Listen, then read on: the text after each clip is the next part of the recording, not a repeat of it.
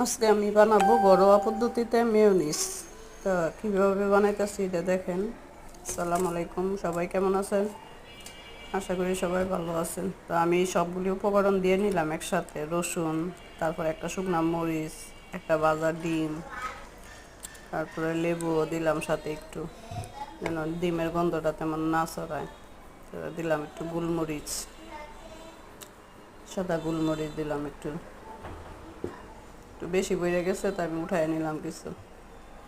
এতটা দিলে আবার কেমন লাগবে, টেস্টটা থাকবে না। তারপরে দিয়ে দিলাম তেল, খাবারের সরিষার তেল, সরিষার তেল না সরি, সয়াবিন তেল।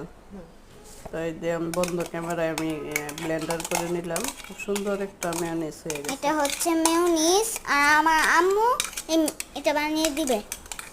সুন্দর একটা কালার হয়েছে, তারপরে দেখতেও একটা ফ্লেভারটাও খুব সুন্দর বের হয়েছে। যাই হোক, আমার আজকের বার্গার বানাইতেছি আর কি, ঘরোয়া পদ্ধতিতে।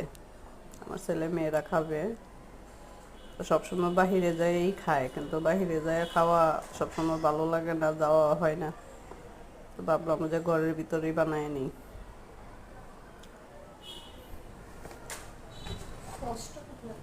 ওই যে ধরো ধরো এটা ধরো তুমি যখন সসটা দিলে আরো টেস্টি হয়, সসও দিয়ে দিলাম। তা আমি ব্রেডটা আগেই ইয়ে করে নিচ্ছি, সেক দিয়ে নিচ্ছি। যাই হোক, কেমন হয়েছে? খুব স্বাদ হয়েছে।